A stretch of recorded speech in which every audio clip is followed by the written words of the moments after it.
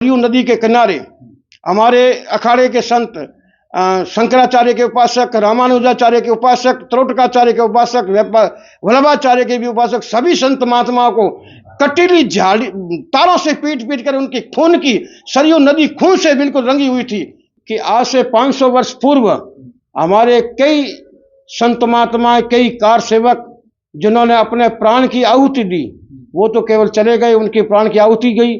लेकिन आज हम बड़े सौभाग्यशाली हैं कि हम राम मंदिर को प्रतिष्ठित होते हुए देख रहे हैं। हमारे आंखों से ये हमारा पूर्व जन्म का कुछ अच्छे कर्म थे जब हम देख रहे हैं। कार सेवा में मैं भी 1990 में गया था और मथुरा जेल के अंदर हमें अरेस्ट किया गया था, मथुरा के अंदर, और नरहोली थाने के अंदर हमको ले जाके वहाँ बिठाया।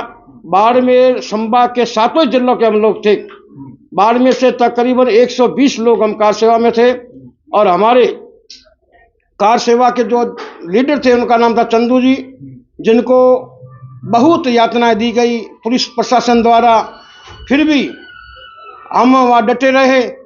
जब सभी को उन्होंने बड़ी निर्ममता से पिटाई की, लेकिन राम के काम के लिए हमने अगर निर्ममता पिटाई की तो भी हमने सहन किया और 13 दिन तक वहीं जेल में पड़े रहे, भूखे प्यासे राम जी के नाम से। फिर वहाँ से हमें उन्होंने रिहा किया और डिग के ऊपर, डिग जो यूपी का लास्ट बॉर्डर है, वहाँ जाके हमको छोड़ा गया। फिर हमारे बसें आई थी राजस्थान से, उस बसों में चढ़ के वापस आए। उस स्वप्न को देखते हुए बाड़मेर से हमारे 4 साधु थे। एक तो बाड़मेर से मैं खुशहालगिरी, और रामसर से हमारे स्वर्गीय ब्रह्मलीन महंत कान सिंह जी महाराज, और चोटन से जालमपुरी जी महाराज, और गुड़ा मालानी से रामकिशोर दास जी महाराज।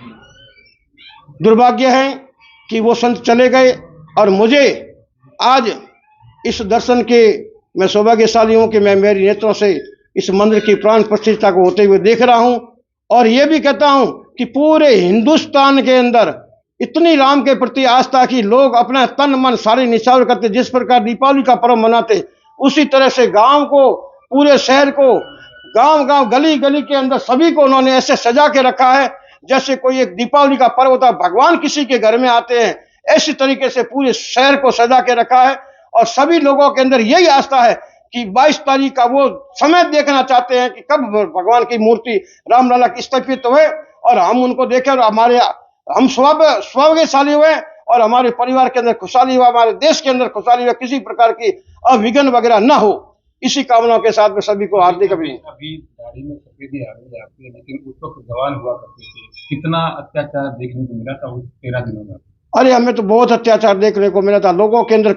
देखो, सरयू नदी के किनारे हमारे अखाड़े के संत शंकराचार्य के उपासक, रामानुजाचार्य के उपासक, त्रोटकाचार्य के उपासक, वल्लभाचार्य के भी उपासक, सभी संत महात्माओं को कटीली झाड़ी तारों से पीट पीट कर उनकी खून की सरयू नदी खून से बिल्कुल रंगी हुई थी। इसलिए वहां के लोगों ने कितनी कितनी अपने प्राणों की आहुति दी, अपने खून की आहुति दी है।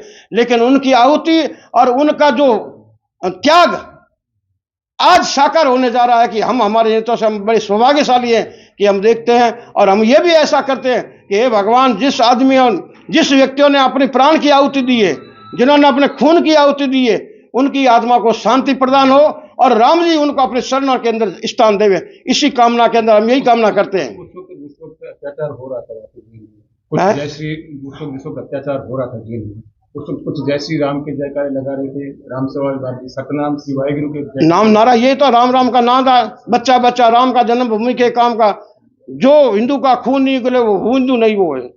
ऐसे ऐसे नारे लगते थे राम जी के नाम से, और आज भी नारे यही लग रहे कि राम जी के काम से लिए कोई मना नहीं कर रहा है। हर जगह जाओगे तो राम की जी के नाम के लिए कोई साधु है, संत है, सन्यासी है, गृहस्थी है, लखपति है, अरबपति है, सब भी इस यज्ञ के अंदर आहुति अपने अपने देना चाहते हैं। 22 तारीख का जो सूर्योदय होगा वो अपने आप में कितना पावन होगा? अरे हम तो देखते हैं वो तो बहुत स्वर्ण सूर्य उदय होगा, जो 500 वर्षों से पहला स्वर्ण सूर्य उदय हो रहा है। कि जिस प्रकार रामचंद्र जी 14 साल का वनवास काट के जब अयोध्या पधारे थे, उससे भी बढ़कर अब 500 साल से भगवान अपने वापस स्थान में पधारे। बड़ी खुशी का माहौल है और इससे ज्यादा तो कुछ हो ही नहीं सकता है। अब क्या कहें।